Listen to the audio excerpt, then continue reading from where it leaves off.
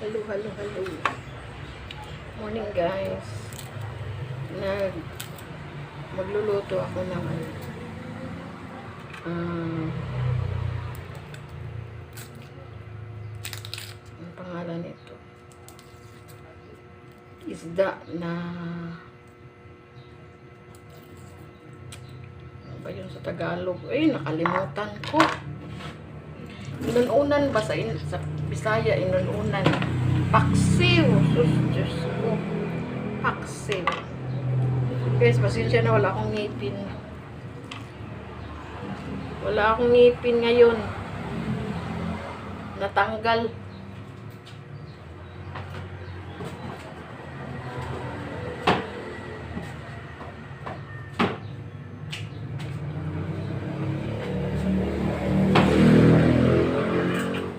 Diyos ko. Nakita yung mga sinampay. Nakita yung mga sinampay. Pasensya na guys. Punta siguro ako ng dentist bukas. Pa-repair ko yung ngipin. Kasi mahirap, hindi ako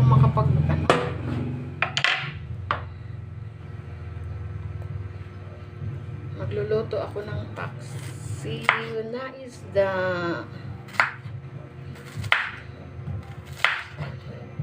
Para sa tanghalian. Pasensya na guys ha. Yung itsura.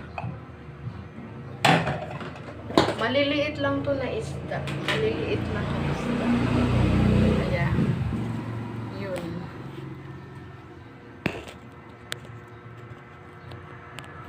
Huwag kang mahulog ha. Huwag kang mahulog. Wala na akong cellphone. Ito oh. Maliliit na isda. Kaya masarap siya ipaksiw. At saka iprito. Umpisahan na natin yan.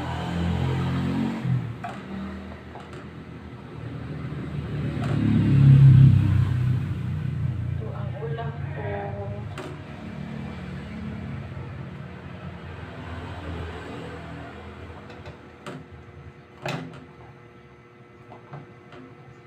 Pinipili ko yung malalaki, yung medyo malaki.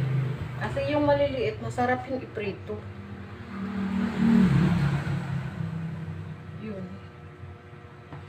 Ito lang.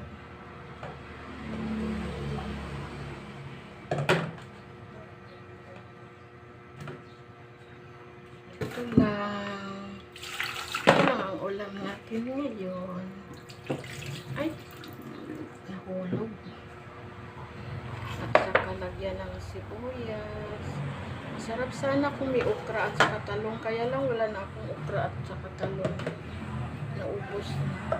Tapos, lagyan mo siya ng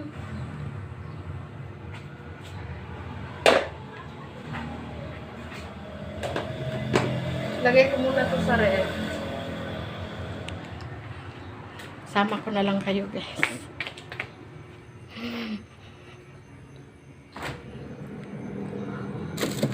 Tumilaman na ang ref ko. Ang hirap. Hindi ako makapag-smile. Walang ngiti ngayon kasi walang ngipin. At saka ito. Lalagyan ko siya ng